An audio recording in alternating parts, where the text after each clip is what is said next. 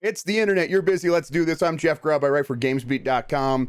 Hang out over here on Giant Bomb where I do GrubbSnax, this show, where we talk about video games. We try to go in depth. We try to hit all the subjects. We try to bring some news whenever we can. It's a fun time. One thing that makes it especially fun is you can go to giantbomb.com/chat and you can answer, or you can ask your questions yourself. You could be part of the show. There's an ask a question button there, all the way at the top of the page. Just go up there somewhere. And if you click on that, it'll just shoot right to me, and I'll do my best to get to it. If you are watching on Twitch, first of all, hello, thank you. I appreciate you. If you want to ask a question, hop over giantbomb.com/upgrade. Enables you to become a member of the community and interact with us in fun and interesting ways. Yeah, I got a few things I want to talk about. Not much. There's a handful of things, but in general, I kind of wanted to do an update on what's happening with the game mess overall. So, as many of you are aware, E3 canceled this year. Not going to happen in any way, shape, or form.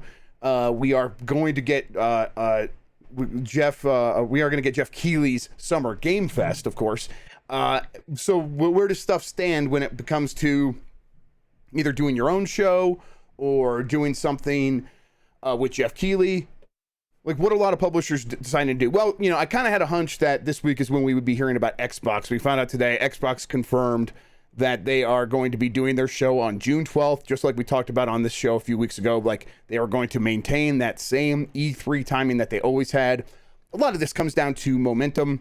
They have teams in place. I think we had this exact conversation last week when we were kind of leading up into this. They have teams in place that sort of just operate on these schedules. That's why people always look to, in the past, Nintendo has done this, so we expect them to do that again. A lot of that is just work momentum, where they are budgeted out to do things like these things, so you kind of just end up doing them. I just think that Xbox has put a lot of effort into getting E3 right, and they're not going to just give up on that just because E3 gave up. So, I would expect their showcase to end up looking a lot like last year's showcase. Hopefully, though, even better. I thought last year's show was pretty good for them. I think if they could go all out with Starfield and then have a few other nice surprises, I'll be really excited about what they have to offer. Now, I know people are going to ask about it. So far, I don't know too much about exactly what's going to be in the show. But even when I do, it's not exactly the kind of thing where I'm like, let's just, spoil this thing that you're going to get to see for yourselves anyhow. Last year, what we did is, as people were talking about, pretty sure Avowed's going to be in there. I'm like, guys, Avowed's not going to be in there. Let's rip that Band-Aid off. It's not going to be in there. Please stop expecting it. That's kind of where I was trying to put the knowledge that I had, put it to use, helping people set their expectations correctly. In the end, it worked out pretty well. And I think that's probably what I'll end up doing this year, if I'm even able to track this stuff down. There's no guarantee. Overall, though, it does seem, and maybe this is me taking a leap from I'm not hearing about much to therefore there isn't much, but in the past when I've made those leaps, it's usually been pretty accurate. So I'll be completely honest, I haven't heard much about what other companies are doing. When I have heard, the answer has been we're not planning to do anything ourselves. Now, I think EA is a good example. EA is a good one that we understand because they've confirmed publicly they're not going to be doing their EA Play showcase, which has been their stand-in for E3 for the last several years. But they were also not trying to put their other games in other big showcases. That other companies probably will say, hey, Xbox, PlayStation, Summer Game Fest, where can we fit in our stuff with you? That they're not necessarily always looking. The one reason EA's not doing that is they found a home for their one big game that's kind of coming up, and that's Star Wars Jedi 2. We'll talk a little bit more about that because one of the things I think I said on the show weeks ago started popping up again on Twitter, and then on Reddit I see it was on Reddit, Gaming Leaks and Rumors. It's one of the number one stories there. So we'll talk about that game here in a second. But it's a good example of these companies aren't necessarily trying to force an E3 showcase when they don't have one themselves. So what does this mean for you and for me covering this stuff and trying to keep track of the game mess? I think my gut here tells me that we are going to be dealing with a situation where most big announcements will find homes at showcases that we will all be watching anyhow. I would expect the Xbox showcase to be pretty big. That's when we do know for sure is coming now. I would expect a summertime Nintendo Direct to be pretty big, even if it's going to have a lot of its own games. And they tend to partner with a lot of their familiar like third-party smaller developers. They will also find a way to bring in some big games. The big question mark there is will PlayStation have its own showcase in the summer time frame? They will have another one this year, I think, but will it happen in the summer time frame? I'm increasingly of the opinion that they will, but that's not based on anything that I've heard for sure. But it's kind of like, it just makes sense, because with God of War sort of still in limbo while we wait for that, it'd be nice to have some other stuff for people who are getting PS5s to look forward to. And they're also still going to have like the Call of Duty co-marketing thing, and you want to show off the campaign thing at some point. So these big companies probably still are going to have their showcases at some point. I just think all the publishers below there seem less and less likely that they're going to do their own thing. Like, I don't see Ubisoft running their own showcase, and we'll talk about Ubisoft as well before we get to the questions. So it's still going to be a mess. My hope is it's a little bit less of a mess, and then the big thing there is to sort of facilitate the that cleanup process. Is Jeff Keighley has proven himself last year, with the Summer Game Fest and with the Game Awards. He has shown repeatedly that he knows how to draw a crowd and to put together a show. And so if you are one of these companies that has 1-2 games, and you were like thinking about putting together a showcase around those 1-2 games and then trying to force some other stuff in there that didn't even make sense, well, why don't you just go to Jeff Keighley and see if you could fill out the Summer Game Fest with him? He will likely find a way to accommodate a big publisher. So that's the way it seems like the industry is trending. Fewer specialized shows from many of these companies.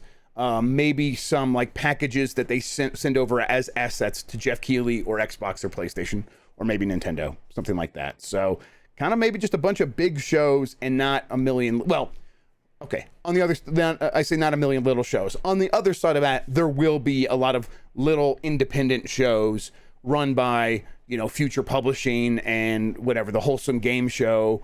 We'll get a million of those, and I'm sure like Randy Pitchford will find a way to put one of his new games in every single one of those shows again this year as well. So we'll do our best to keep track of that. Once we start getting some more of these dates, I think I'll begin bringing the Game Mess calendar onto this show. I'll get that set up in OBS here so we can like go over that each week and make updates as needed. Okay, let's talk about Star Wars Jedi 2. Star Wars Jedi 2 is kind of the name I'm going with, because I'm pretty sure they're going to be dropping. Well, they're going to be dropping the Fallen Order name, and yeah, they're dropping the Fallen Order. So it's Star Wars Jedi 2. It is next gen only, new gen only. I say new gen. Some people say next gen. People say it's a misnomer. Whatever, because it's current gen. Whatever. It doesn't really feel like current gen because very few games have been only on the current gen. So it's going to be new gen only, where it's PS5, Xbox Series X and S, and then of course PC. And one of the reasons that they are going to be able to do that is because it's not coming out till 2023. This game is for sure now not coming out till 2023. That is, I guess a slight disappointment, but I feel like we've been like preparing people for that on this show every time we talk about it. Every time it comes up, I said they were targeting 2022, but no one should really get their hopes up for that. It almost certainly is going to be 2023. Well, now, for sure, we could say it is definitely 2023. But it has some upsides. They don't have to worry about trying to like straddle these generational lines. They can just launch it in I guess they could have done that late 2022 is what you would say to that. But still, it makes it easier to just disassociate yourself with those millions of PS4s and Xbox Ones, I guess, out in the world when you are in 2023, and it's going to be you're going to have several months of making it very easy to get an Xbox Series X, probably a few more months between now and then when it's actually okay to get a PS5. And then at the same time you can take advantage of it and do something that feels new. That was a pretty late generation game last time. So you could try to just do that all again, but if you're going to push things forward, you probably want the new hardware. That's a game that we will be hearing about I said this last week, but then Star Wars Celebration put out their agenda, and it's nowhere on the agenda. They don't say anything about Respawn. They don't say anything about that game. Nothing. It's going to be there. It's just not on the agenda. It'll show up there. It'll be a pretty big deal. It's not going to have its own panel. I think when they did Star Wars Jedi 1, right, they had its own panel, right, where they're like, okay, we're going to sit down and talk about what this game is going to be and all that stuff. That's not happening this time, but they will be showing off new stuff from the game. I think probably announcing the name. I guess we'll see. We'll see. And then this Ubisoft thing I wanted to talk about, because earlier this year, after Microsoft announced it was acquiring Activision, I mentioned on this show that every publisher that I was able to get any word from, like from the teams that handle their like executive positioning about how they want to position themselves in the marketplace, were having panicked meetings about what this meant for their future. And it's not just at like one publisher. This was true across the board. Ubisoft was definitely one of those companies at that time. And by panicked, I mean, I think they were immediately considering every possible option. Everything was on the table, not just like going to Microsoft hat in hand saying, please buy us, sir. It was every possible scenario was on the table. And I think that means that something like private equity was a possibility. A lot of the things that applied to Activision, a lot of the reasons Activision wanted out, the executive leadership at Activision, applies to Ubisoft, to differing levels, but it checks all the same boxes. They have had many reports of a toxic work environment that they've struggled to justify and then replace, and to put other people in charge that will eliminate the toxic work environment. They've struggled, and they seem to not have the will to undo a lot of that damage. They are in a situation where they're getting into a routine with many of their games, and they're trying to like shift away to this other way of doing things where they have a lot more live service stuff. And in the process, they are sort of losing, they're taking fewer risks, it seems like. And they also don't necessarily know what like the future of Assassin's Creed looks like right now. They don't know what the future of all of their big franchises look like right now. And when they do have a stumbling block, like when it was at Wildlands, when Wildlands comes, or the other one, I can never remember it. It's such a bad name. But when that Ghost Recon game comes out and it stumbles out of the release block, and everyone's like, oh yeah, it's kind of boring. I don't want to play it. Breakpoint. Thank you, chat. Like when people see that happen, they're like, okay, it doesn't seem too exciting. I guess we'll just wait and see what Ubisoft has next. Ubisoft was like, oh my God, this is bad. One game didn't do well. We have to delay everything. We have to rethink everything. This is really bad. And it was like, wait, what? Why is it this bad? Why are you panicking this much? And I think that goes to show how much risk is involved with every single one of these games. If every single one of these big games doesn't hit, Ubisoft's growth is shot. And we go back to the situation where we talk about, like, hey, if you're not growing year over year, you are not satisfying what the investors want. They're going to want you out. And the path for growth for Ubisoft going forward is a question mark. They have grown pretty much through the current strategy as much as they can. It seems like to keep growing, they would have to regularly be introducing new franchises that are as big as Assassin's Creed or Far Cry, and that was their plan through the last decade. They were repeatedly doing that, getting new things in place. They were like, hey, we're going to do this with Watch Dogs, but then Watch Dogs didn't quite become one of those things, right? Not everyone's clamoring for the next Watch Dogs. It's hard to do that. So, and even when you do that, now you have to hire a huge new teams, and it takes even longer to make games, and you're even more bloated. And then if one of these games doesn't hit and another game gets delayed, you're bad doo-doo again. So the pathway forward for Ubisoft isn't obvious. So if you are in charge of that company and you've kind of succeeded at the strategy you implemented a decade ago, and now you are at that point, and we talked about a couple shows ago, Ubisoft moving from that blueprint model of, okay, here's a Watch Dogs IP blueprint. We're going to keep making games in that blueprint. Here's an Assassin's Creed blueprint. We're going to keep doing that. They've moved from that to the mothership, and then, the little attack ship model where the mothership is going to be like a big live service game in each one of these brands. And then they're going to have a lot of offshoot games that come out more frequently. Well, they don't really know if that model is going to work yet. And they knew the last one did, but it's sort of reached its zenith. It's sort of reached its, the diminishing returns now. So They don't know. And when you have this uncertainty and then you have this toxic work environment and you have and Yves Guillemot's son left the company a few months ago, which I think I meant to talk about on this show and I never did. I felt like I didn't have exactly the right angle on that, but now we do.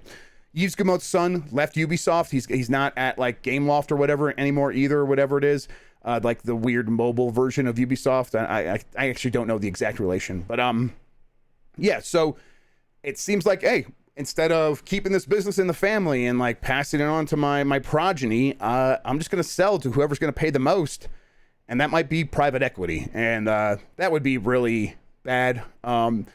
I'm not exactly an expert on private equity, but every time I look at what private equity does to companies like this, they tend to, all right, we're going to take them on and we're going to take out a bunch of loans using their credit, and then we're going to pay ourselves a bunch of bonuses, and then we're going to go bankrupt.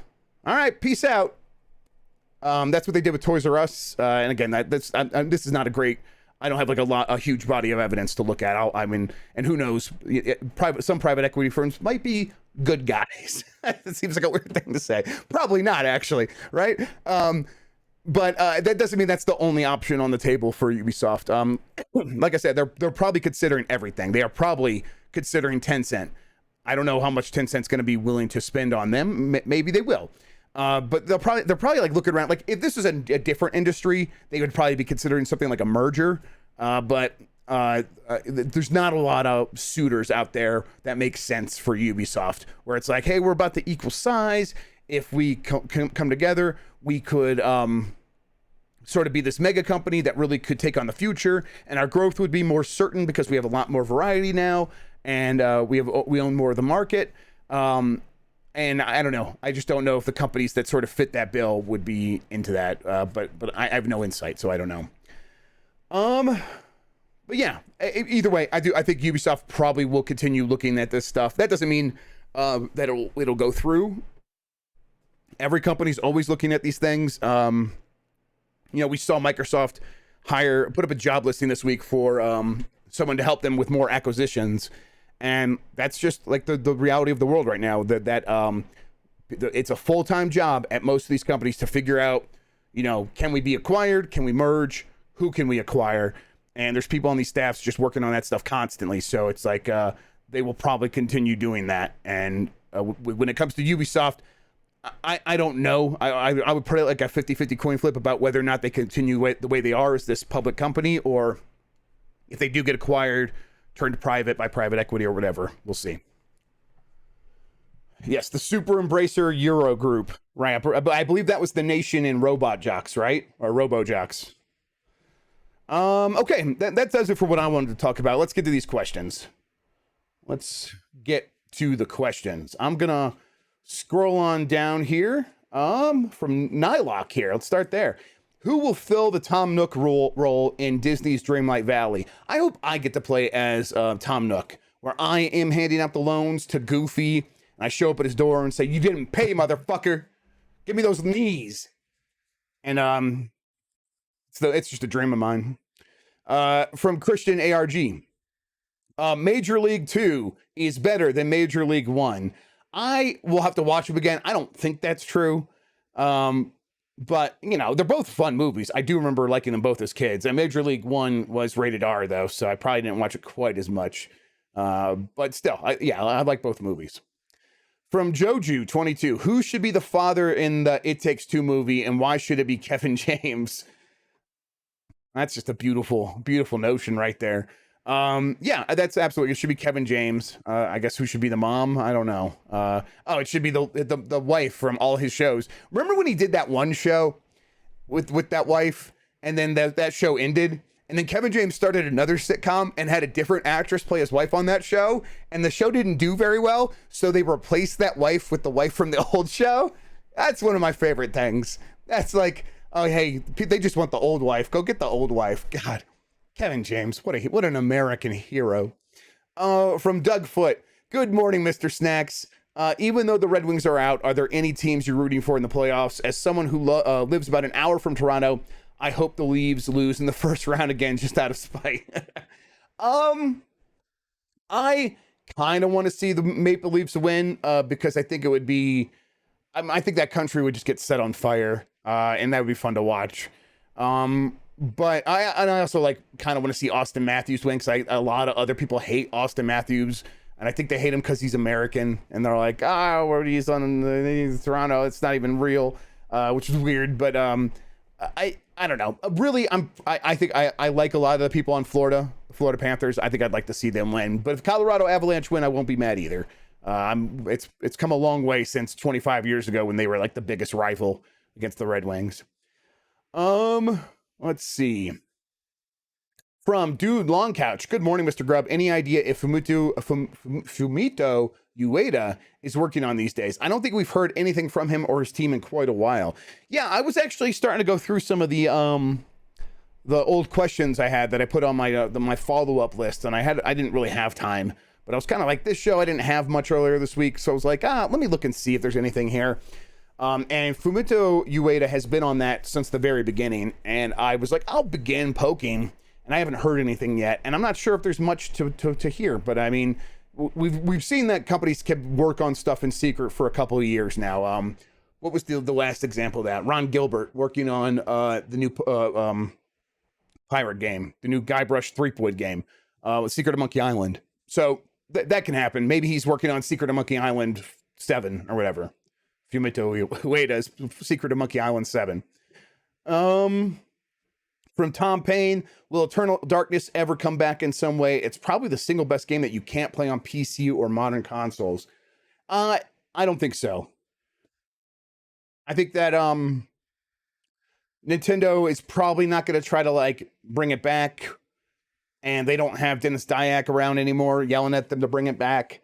So I really don't think it. I mean, it does work on an emulator. I think Thomas Payne just here means that it's not available on Steam or whatever. But yeah, it's probably just going to remain an archive or an artifact of that time, and that's it. I think it's very unlikely that particular franchise comes back. From Theo Hux, what's a controversial game opinion you have, either games or the gaming industry in general? I don't know. I mean, I think mine are pretty well known, and I try not to like rub mix it. Most of the time, it's just it sounds like I'm trying to rain on people's parade, and so sometimes I do that with I have let myself do that with Kingdom Hearts, where it's like, okay, this is like it's a fun thing. I don't actually mind that you like that game. I do think it's bad, but if you're having fun with it, I don't mind. But playing it up for laughs is a good time. But I don't like many of the games that have been like getting Game of the Year awards recently. Prestige games, for the most part, they don't click with me. God of War is a good example. Last of Us. These things that are, I don't know. I don't know. They just feel like prestige TV, and a lot of prestige TV is kind of rubbing me the wrong way lately as well. I played God of War. I could tell it's a well-made game. It wasn't fun to me. It was boring. I was bored, so I put it down. And I think that's pretty controversial, but also I think most people are like, oh, that's okay. You don't like it. That's fine. A lot of people also just move on. So I'm fine with that. From Wibblefish. £3 seems like a good price for Lock's Quest on Xbox One. Am I right? I guess it's too late either way. I've already ordered it. Yeah, I guess you'll have to tell me, because I don't know what that is. I was actually just gonna Google it. Lock's Quest. Lock's Quest. It looks familiar. Was this like on another system before? Yeah, get it. Just get it. Just buy it. $3. Or £3. You let me know. £3. It's like $50, right? From Z-Crits, let's reverse roles. What question would you like us to answer? Yeah, what's, if I had the power to get everyone, like, most of the people from like the Giant Bomb extended universe to play one game, what game would you want me to get them to play? And why? Is it Eco? Not that one. Go look it up on Steam. Mario Party. Desert, but yes, Eco. That's right. Christian knows. Kingdom Hearts, obviously.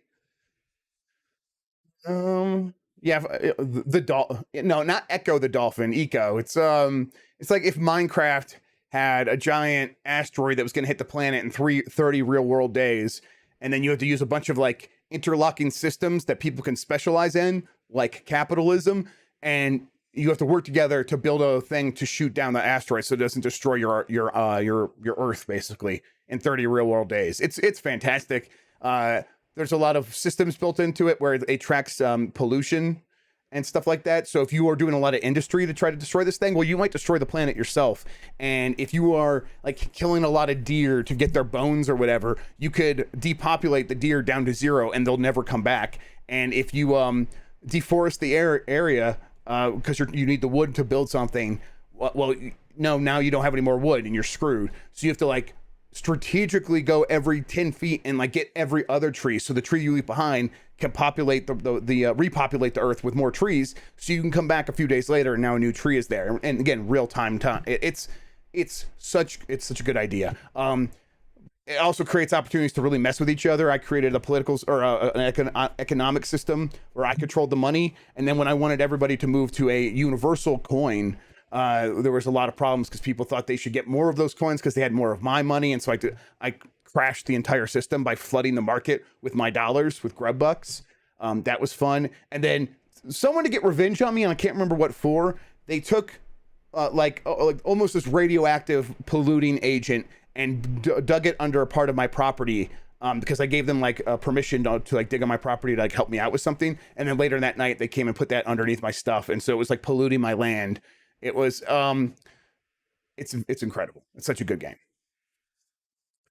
From Mr. McCriggly, Jeff, what's going to be in Xbox's summer show in June? Starfield. Starfield will be there. I don't know exactly, but it does feel like we're gonna get Starfield. It does feel like we'll get Redfall again there. I bet we still get Forza Motorsport. I think all three of those games still come out this year. I suppose there's a possibility like they could get delayed a little bit. But I know the plan was to get all three of those out this year. I mean, they've said as much with Starfield and Redfall. We haven't heard much about Redfall. They haven't said much at all about Forza Motorsport, but again, the goal was to get that out this year. Yeah, from Cap Tubba Player, any hot takes on Donato's Pizza? No, I just like it. It's good pizza. Donato's Pizza is from Ohio, right? It's, you know, I remember it like being everywhere when I was in Ohio. And they have it here now. You can like order it from Red Robin, which is weird. But I'm fine with it. It's good pizza. It's thin crust. But it's like really crispy, nice thin crust. It's like really it's like a snacking pizza. They also cut it into the square shapes, like the rectangles. And I like that too. Snacking pizza. From the Unseen Shadow, when can we see Mr. Grubb on the Bombcast again? I really enjoyed your previous visits to the podcast. Yeah, we'll make it happen again soon. I think you know, especially as we get into the summer and stuff's happening, I'll be there as they need me. But usually I'm just kind of like, you know, I get a message from like Bacala or somebody saying, "Hey, help us out." And I'm like, "Yeah, I can do that." Or, "Hey, Tuesdays are really busy." The one problem right now for me is Tuesdays are my busiest day. I got I do a podcast that day already, but we can move that. Like, that's fine. I can move that. But I also have to like drive a kid to school. This is my Tuesday. I wake up, I get both kids ready, get them fed. I drive the youngest one, or sometimes take her in the wagon to her preschool, which is right over here. Not too bad. But then immediately after that, I got to take the older one to speech therapy. And then we're there for an hour. I can't just leave her there, and I can't just go like work in another room. I got to be there to help her out. And so that's an hour, and then I drive her back home. Usually we get some breakfast or something if she was like forgetting to eat in the morning. And then like an hour later, we got to go pick up the other one, come back. Then I do Last of the Nintendogs. I'm sorry. I drop off Emmy back at her preschool, come back home, do Last of the Nintendogs. And then as soon as that ends, I got to run out the door to go pick her up, come back home. And then I could do a little bit of work. That's kind of how it goes. It's a hell of a day. But summer's coming up, and all those things will be done, especially as we move. From Feature Creep, does the Quarry have too many endings? That's how many endings does the Quarry have? I've only slightly been keeping up with the Quarry. All right, endings. 186 endings. No, it doesn't have enough. It needs 187 endings because 187 on a motherfucking cop. I'm sorry. I apologize. From Tokoto, was Balan Wonderworld bad because Yuji Naka was fired, or was he fired because Balan Wonderworld was bad? I like how you ask me this, because the last time we talked about this, Mike, you said some really just cruel things about Yuji Naka. He probably never forgave you. Why not both? Why not both? It was probably shaping up to be pretty bad. Like, 6 months out, and all of the characters still only have one button control. No, that's not what like that was your design ethos for this game, is every button does the same thing. And so yeah, that's bad intrinsically bad. But I think that it was also bad because Yuji Naka got kicked out in those last 6 months, when maybe he could have like cleaned up a few things. But yeah, I mean, I like to blame both Square Enix and Yuji Naka for this. That's where I'm at. From Hey, it's Dale. Happy Thursday. Have you heard anything about the supposedly upcoming remake of Panzer Dragoon Zwei? Megapixel Studios just released that House of the Dead remake. Should we assume Zwei is still coming? I think so. That first Panzer Dragoon game, I think, did really well with its remaster, even though it had issues. They cleaned up a lot of those issues, but I think it ended up doing very well. Let's see, from the Dome. Any updates on the multiplayer control thing? How many teams does Remedy have at this point? They have a lot of people, a lot of teams. No updates on that specific project that they're working on, but they've grown a lot. They have a lot of people. They're probably also working with quite a few contract studios, I would think, on some of these projects. So, yeah, it does seem like a lot. It seems like too much, and they're not a studio that's like, oh, every game is a massive hit from them. Some of them are misses. So we'll hope that taking on a lot does not decrease the that hit to miss ratio. Hopefully they can kind of maintain their quality or even increase it. From Talking Budoof. So we're deep into the off season for Arcade Pit. Any league shakeup scoops? Can Team Fancy Cats even keep 2 champions and still stay in the salary cap? I'm not involved in the negotiations, but I did yell at Jeff Bakalar that he needs to expand it next time. I don't know, the team that puts that together, it seems like it's a lot of work. So I don't know what goes into it. So me screaming at Jeff Bakalar, I don't know how effective that is, but I did scream at him. I'm like, hey, you got to do this, motherfucker. He listened. He might have been ripped, but he was listening. From the Marmalade. Hey, Grubb, what's a better investment, in television Amico or a mortgage? I mean, listen, that Amico, if no one ends up buying that thing, that could be some real cheddar down the line.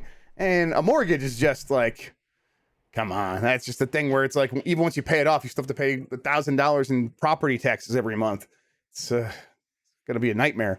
Yeah, buy a house instead of Amico, definitely.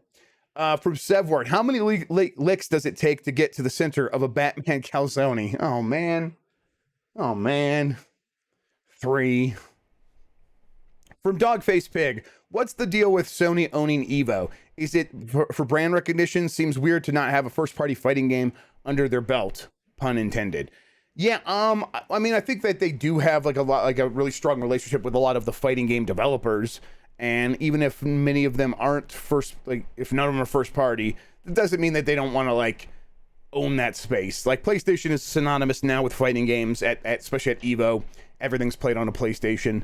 I think they just want to kind of maintain that momentum and then probably grow on it in the future. Like, I think having a link to a strong community that isn't ever going to go anywhere can never be a bad thing for these big companies, where it's like, okay, no, we're just going to own fighting games, and we always know there's going to be a fighting game community. There has been a strong one for 30 years now, and it's going to keep growing, and because it's shown that it's grown every year, especially in the last decade. So we expect that growth to continue, and there will be ebbs and flows, but we think overall the trajectory is going up and to the right. From Z-Crits, what's the better portable Mario game, Super Mario Land 1 or Super Mario Land 2? It is Super Mario Land 2. Super Mario 1 Land is actually a surprisingly good game for what it was at the time. Like like if you compare it to other launch games for the Game Boy, there's a lot more going on in that game than some of the other ones, where some of them end up looking like Atari games. I guess not Tetris, but some of the other ones. Super Mario Land 2 gets the feel of Mario right, and it's just kind of an all around really good game. And like, you know, and then they also still had some great music. Super Mario Land 1's music is baller, but then, you know, Super Mario Land 2, I think, was it Tataka? I think I just was looking this up the other day because I was like, listening to a Super Mario Land 2 track, and it was so good. And I'm pretty sure it's Tataka, right? Super Mario Land 2 to Tatanga? Was that it? No, that's the antagonist. What is composer? Yeah, Totaka. Yes. Okay. All right. I got it. All right. From Raven's Fire. Hey, Jeff, I've seen rumors that Xbox may be announcing a controller refresh this year. Any word on what that might look like? Will they be moving away from Rumble and embracing haptics, etc.? Thanks. I think it's very likely that they will. That's the one big thing that they would do is haptics. I mean, haptics is in everything. Haptics has been in your phone for years. The Switch has HD Rumble, which is just haptics for the most part.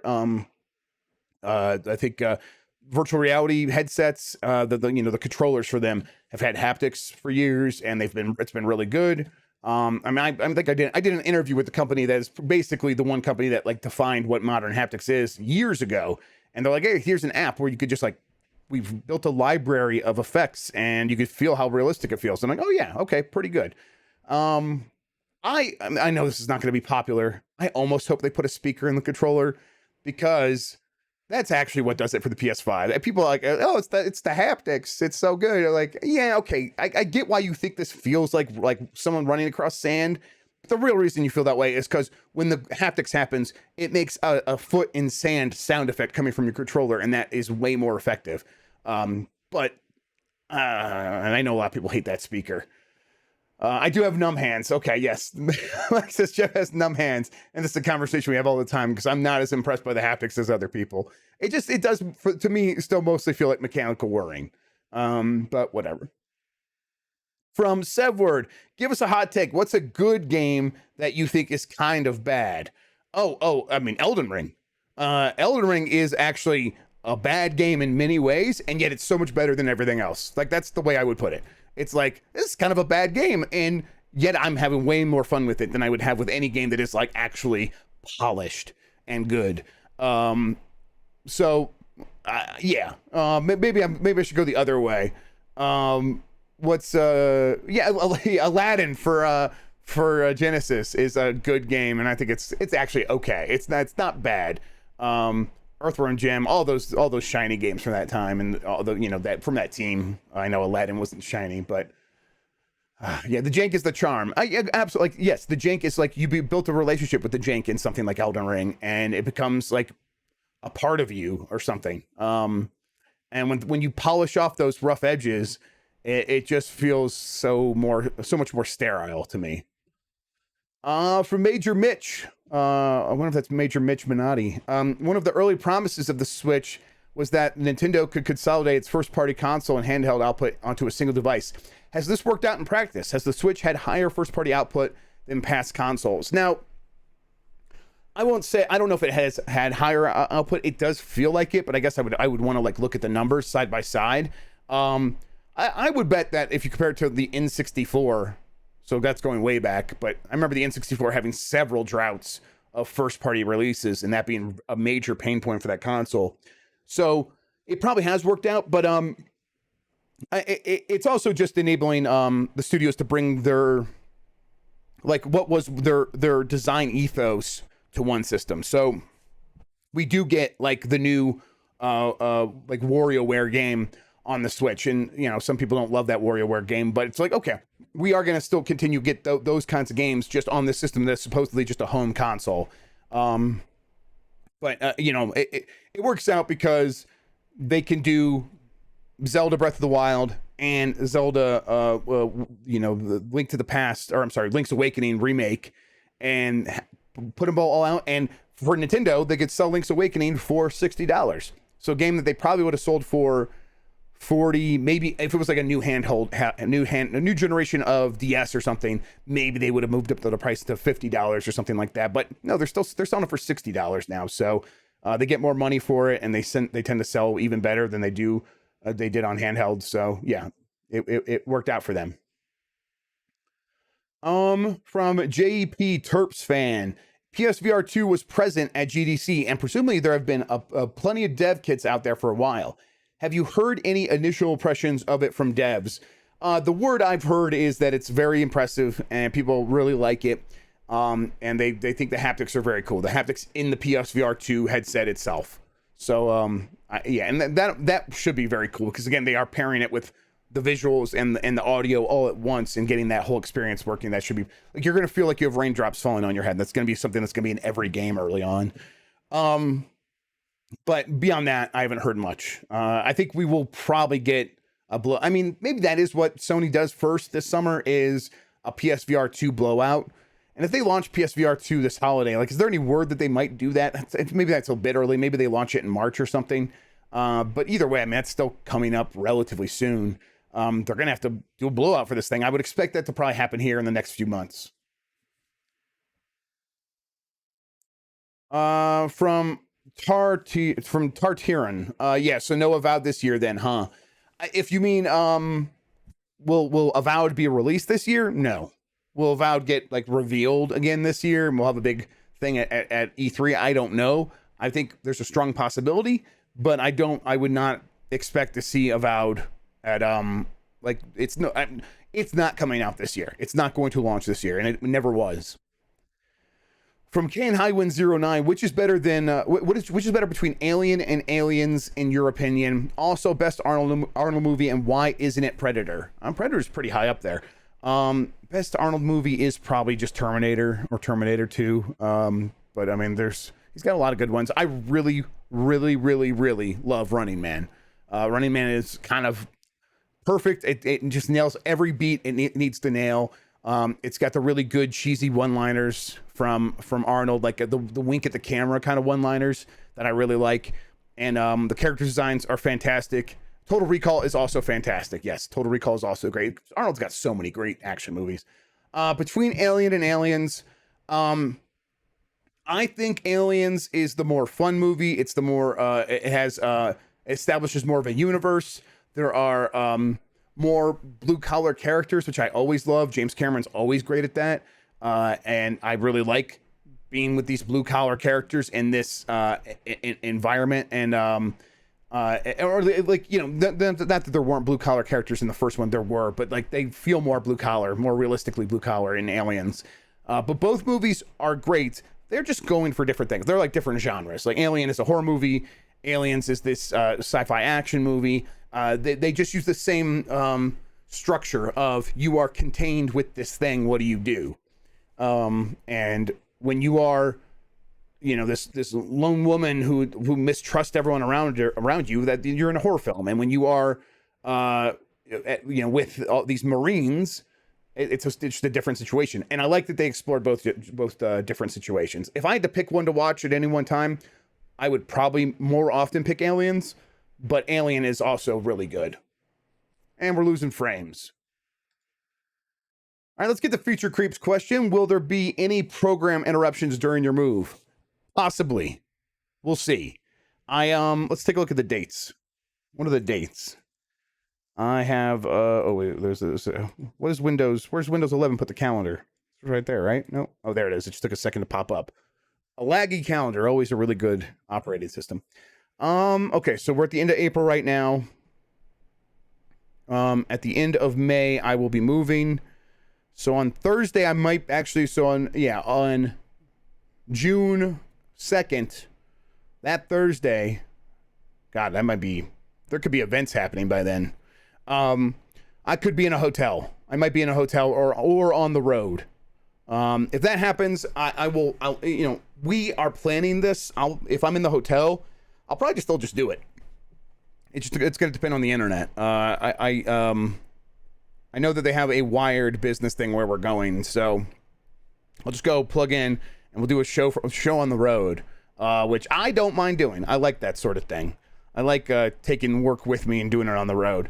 But I'll have to double check. We got a month to figure it out. That's the only day that we should really have any big issues. When we get to the new house, the new people, or the people that sold the house to us, will have just like left, but there will be a gap there where I'm gonna have my family come in and like get our internet and stuff set up. So we should just be able to hit the ground running. There'll be a bit of a mess, but whatever. So yeah, do our best to keep the show going. All right, where am I at? From Looter Jennings, Mario and Sonic in a ladder match with Bubsy as a special guest ref. Who wins since we lose? I think that here's how it goes. Like, all three of these creatures hate each other, right? Mario pretends he doesn't. He pretends he's above it, but really he would put the boot to each of them. Because he's always been on top and he thinks so little of them, but he still like wants to keep them in their place. Sonic, of course, jealous of Mario. Bubsy, jealous of both of them, but he's going to portray himself as being more jealous of Mario because Mario's on top, right? And so the whole match, you're going to see Bubsy kind of like being unfair to Mario. But at the end, the turn is that actually he is more mad at Sonic because Sonic was the cool character and didn't allow any of the other cool characters to ever have a chance, and so Bubsy betrays Sonic, lets Mario win, and then Mario said, "I always liked you better, Bubsy." Anyhow, and that's how the match ends. So I would pay for that pay-per-view. I don't know about you. From Big Denim, I got a Steam Deck last week and have been using your videos to learn the ropes around the emulation setup. I should do an updated one because it's changed a lot since I did mine.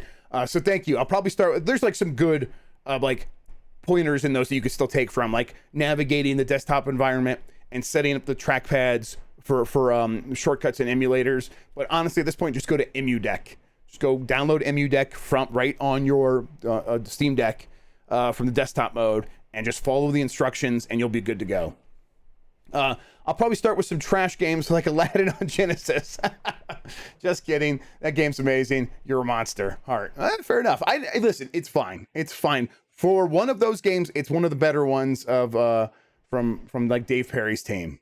I played it again recently though, and I'm like, I'm just bored. From Feature Creep, this is Miyamoto. Will the Mario movie be fully CG or a mix of live action like Sonic? I actually wanted to talk about this. You guys want the leaked here? Should we do this as the last thing in case anyone wants to like leave? I got like what apparently could be the leaked bullet points, the beats for the Mario movie. Let me see if I can find it real quick. I don't think it's.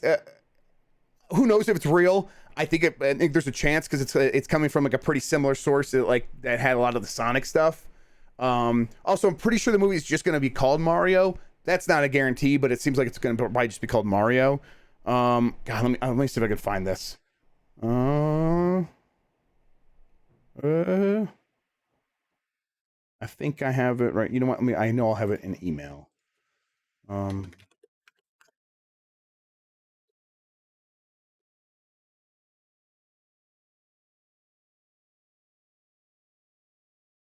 Okay, let me see. That's all right. As I try to find it, let's do a few more questions and then I'll finish up with this. Okay.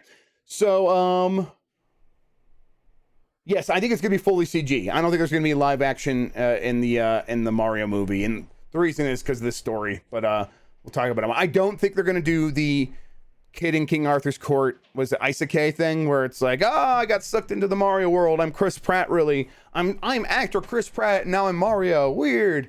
I don't think they're gonna do that. Isekai,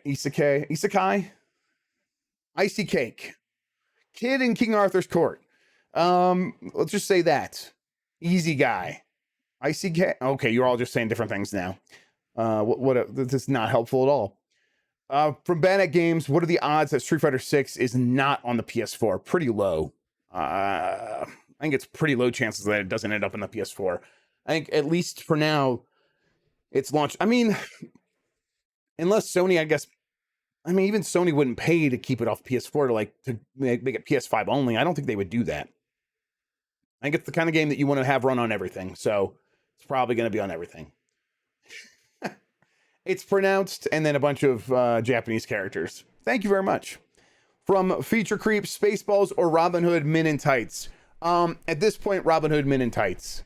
I would rather watch Robin Hood Men in. I think it's a more consistently funny movie. Spaceballs has very good moments, though.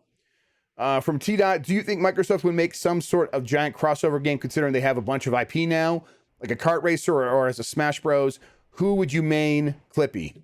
I would consider remaining Clippy. I think they definitely do this. I think there's going to be some sort of metaverse game, and not that that's my term, that's their term of saying like, oh, one of the reasons we're getting Activision is for the metaverse. I think there will be an example of Microsoft using all this IP in one centralized game at some point. Whether or not it's actually fun, who knows? All right.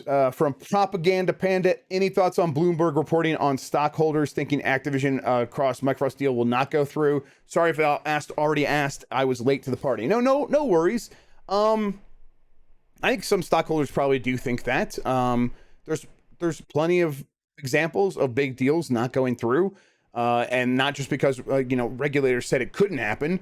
Eventually, regulators just put up enough hurdles that these companies begin having second thoughts and they pull out.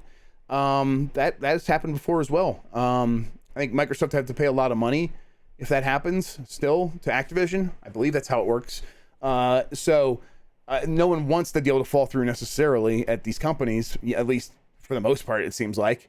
But yeah, I still think it's much more likely to go through.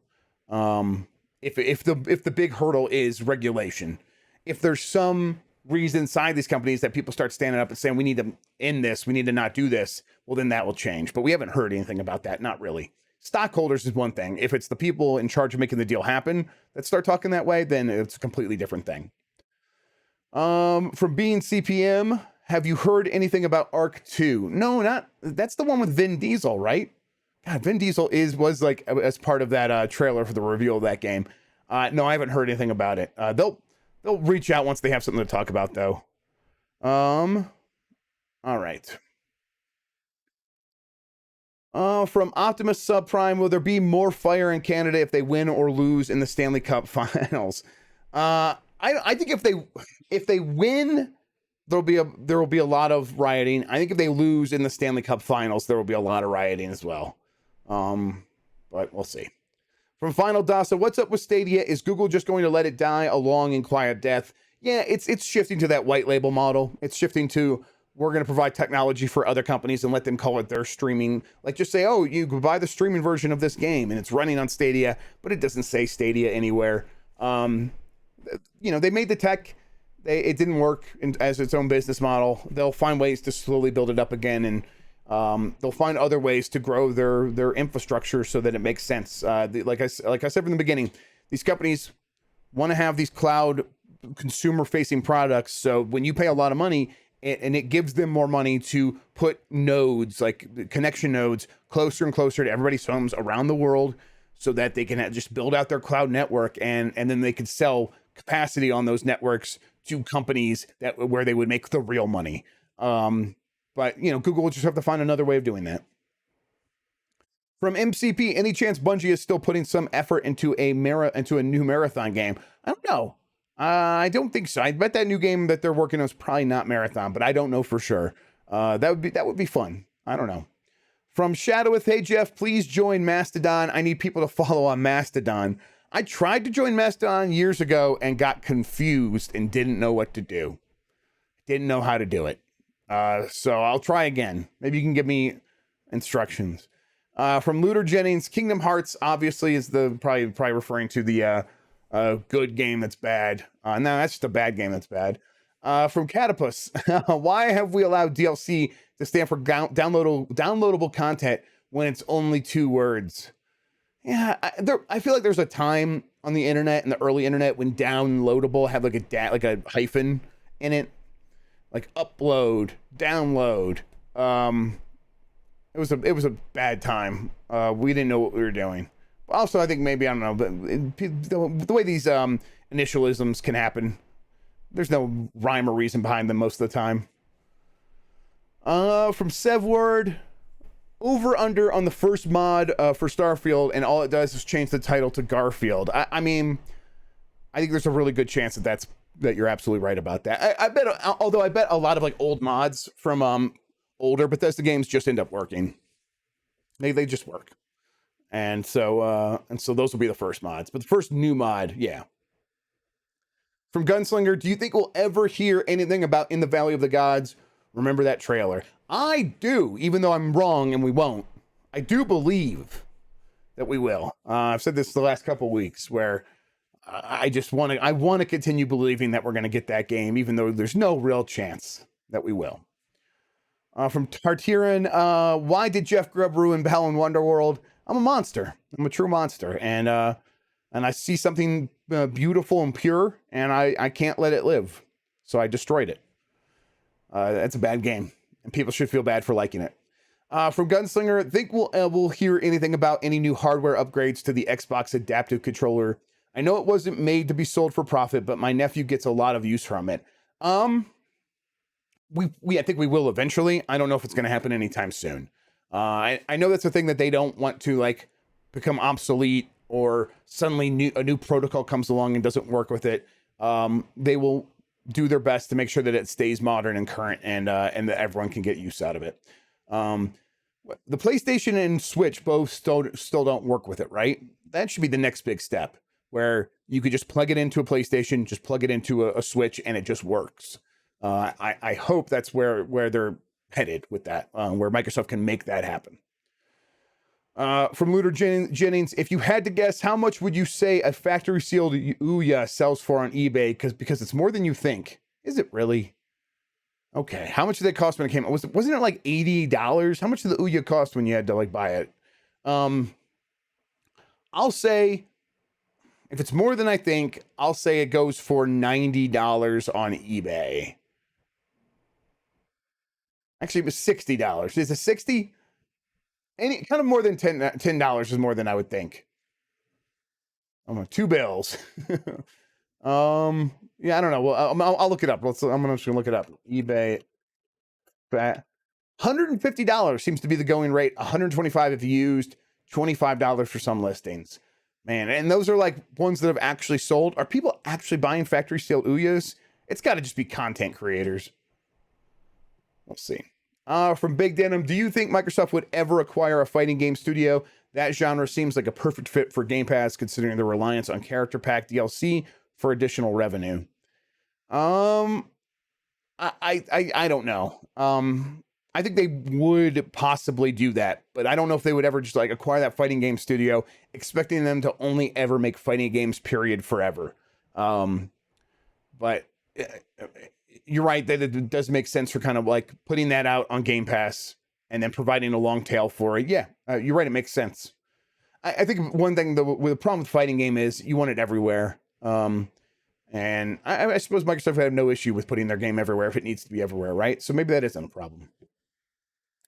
From Brenty, apparently Nintendo had almost an 85% share of the game market in Japan last year. Is that going to have a big effect on how Japanese devs target their stuff, or is everyone globally minded enough now that they'd want to be on the big boy consoles? I mean, I think it affects them somewhat. I mean, it's definitely going to mean more Switch games. It's definitely going to mean more people looking at Switch as the one viable console option. But I think that there's still, a lot of these studios know that they need to be globally minded, because if you make a big budget game, you sort of can't just rely on Japanese sales, especially if you're not putting it on the Switch. Like Stranger of Paradise, you can't just put that out and not have it on the Switch and then just have like rely on Japanese sales. It needs to do well everywhere. And it did kind of okay to bad, honestly, in its first month on NPD. So we'll see. From Looter Jennings, speaking of weird Nintendo games, when are we getting a Rub Rabbit sequel? I was more of a what was that launch game for the DS? Touch Generations? No, that's the name of the whole thing. DS Touch game about dating. Let's see if I can feel the magic. XXXY. Thank you, Britton. I was more of a feel the magic guy than Rub Rabbits. All right, let's get to these last few, and then I'll see if I can find that Mario stuff. What are your thoughts on Battlefield 2042? Do you think there can even be another Battlefield? There will be another Battlefield. I think that they really need to rethink the whole process, though, of like making one and how they release it. I think the next Battlefield game is going to be free to play, at least the multiplayer. I think that it needs to sort of be much more, even much more of a platform than what 2042 was planned to be. And yeah, I think that's that's going to be a tough pill for EA to swallow, because they've been used to selling that game for a lot of money each year, each time it comes out, and making millions of dollars off it. And maybe 2042 still did that to some extent, but I mean, we just put it out. 2042 came out in the fall, right? So March 2022 MPD. I didn't even kind of I haven't even been thinking about Battlefield, but by this point, from like previous Battlefield games, it would still be doing pretty well. Let's see, the top 10 best-selling games of the last 12 months, and Battlefield 2042 is number 5. So it's ahead of Far Cry 6, behind Pokemon Brilliant Diamond / Shining Pearl, behind Madden, behind Elden Ring, behind Call of Duty Vanguard. So that's okay, but it's not great. You would expect Battlefield to actually be in that number 2 slot behind Call of Duty. So I don't know but I guess if they're still making that much money from it, maybe they do continue to try to sell it. But I just don't see how the game can really thrive the way it needs to if it's not everywhere available for everyone, like a free to play game. It is more than Far Cry 6, though. Yeah, more than Far Cry 6, more than FIFA 22, more, and this is over the last 12 months. So more than Call of Duty Black Ops Cold War, of course. From Higher Noobs, when the Sony acquisition was announced, Bungie stated it will bring Destiny 2 to other platforms. They allegedly were in talks with Google to launch their own streaming platform with Stadia Tech. But do you think they could release for the Switch? Yeah, they could put Stadia would work on the Switch. I think it should work pretty well as well. I mean, a lot of these streaming platforms are third-party companies providing back-end streaming technology for developers, and Google would just be another one of those options now. So I totally think that's one way that could happen. And then from Wandy, do you know when Contraband is targeted to release? I don't. I think they like back in 2021. I believe they were thinking that game would come out in 2023, but that always seemed aggressive to me. So 2023, maybe early 2024. We'll see, though. Okay, let me see if I can find this Mario thing. Okay, so we're wrapping up. I'm going to read from this post that I think is pretty accurate. There could be some things wrong here about the Mario movie. So if you don't want to be spoiled about the Mario movie, goodbye. We'll see you next week. Everyone else, let's go for this. Let's see. The art style is cartoonish and full of life and color. It's said to be similar in art style to Hotel Transylvania, but with Mario. Makes some sense. The humor has puns, and it does have some meta stuff for people who are aware that it's a game or coming from a game series. But there's no dabbing, no fart jokes, so it's not like it's not going to be Minions. Mario and Luigi have slight redesigns. They also start off the movie with more worn and dusty suits with muted color schemes. Mario has a bluish purple shirt instead of brown, and Luigi has green overalls and a bluish purple shirt as well. They switch over to their more iconic colors later in the movie, and they have Brooklyn accents. Nowhere in this does anyone complain about the voices. It just sounds like it's an okay Brooklyn accent. Let's see, for other characters, DK Jr., Pauline, and Toadsworth are said to appear. Daisy is name dropped. There are female Toads, but not sure if any are specifically named Toadette. There is a non-villainous character referred to as Spike, who shows up at the beginning and again at the end to congratulate them. He is kind of a greedy, bossy character. Spike, is that the one from the Wrecking Crew? Maybe that's yeah, I think that's right. When it comes to enemy types, you're gonna see Goombas, Koopas, Hammer Brothers, Bullet Bills and their towers, Bonsai Bills, Lakitus, Fuzzies, and Ninjas. And here's the plot. Foreman Spike. Okay, cool. Here's the plot. Let's just go. Let's do it. The movie opens with a narration by Charles Martinet as he goes through different jobs Mario has had before working with the Wrecking Crew. He fights Donkey Kong and saves Mario in the real world, still animated from the sounds of it, so still animated. And then he goes to the New Dino City. The fight is said to be choreographed really well and is quite fast-paced, especially when Mario gets the golden hammer, and it can be blink and you'll miss. It'll be a blink and you'll miss reference. In the present, Mario's famous when he hears reports of gorillas and turtles fighting. He goes into the sewers to investigate. Underground, there are a ton of gorillas, some partying, others playing drums. He runs into an older, cranky Donkey Kong and tries to communicate, but he can't because Mario doesn't speak gorilla.